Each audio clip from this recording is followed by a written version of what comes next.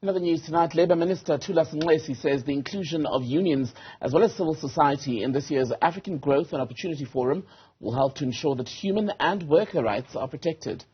The three-day event is discussing, among other things, the renewal of Agoa, which allows African countries duty-free access to the United States. Newzroom Afrika's Ziyanda Ngcobo has more. The lead-up to the African Growth and Opportunity Act summit in South Africa has been difficult and tense, with bureaucrats walking the tightrope to ensure the trade agreement is extended beyond 2025. This as geopolitical tensions simmer over the Russia-Ukraine and Israel-Hamas war.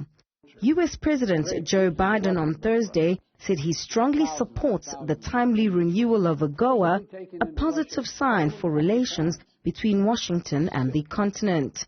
Labour Minister Thulas Nxesi says diplomacy remains the bedrock of how economic interests are managed.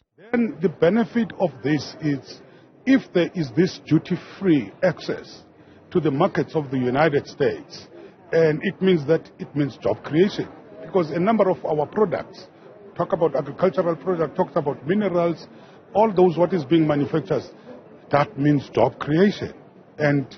But also what is important, it cannot just be that.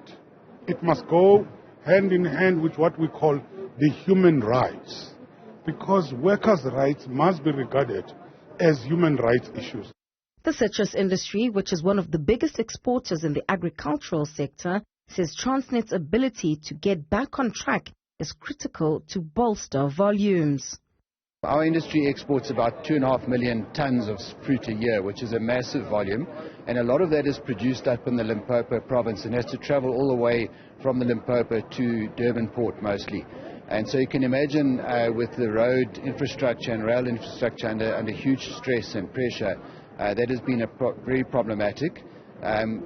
We used to send something like 80 or 90% of our fruit by rail down to Durban. We now send less than 10%. So we really need the rail infrastructure fixed up. A Made in Africa exhibition has officially been launched to showcase products from the continent.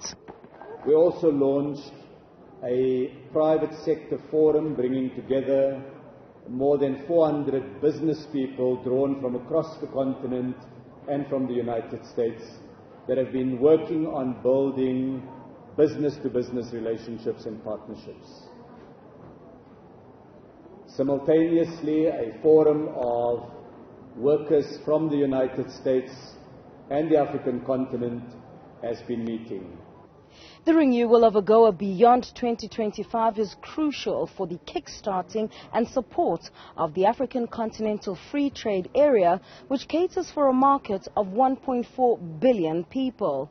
This is expected to be one of the highlights of the opening address by President Cyril Ramaphosa, which will be delivered on Friday. For Newzroom Afrika on Channel 405, I'm Ziyanda Ngcobo in Soweto.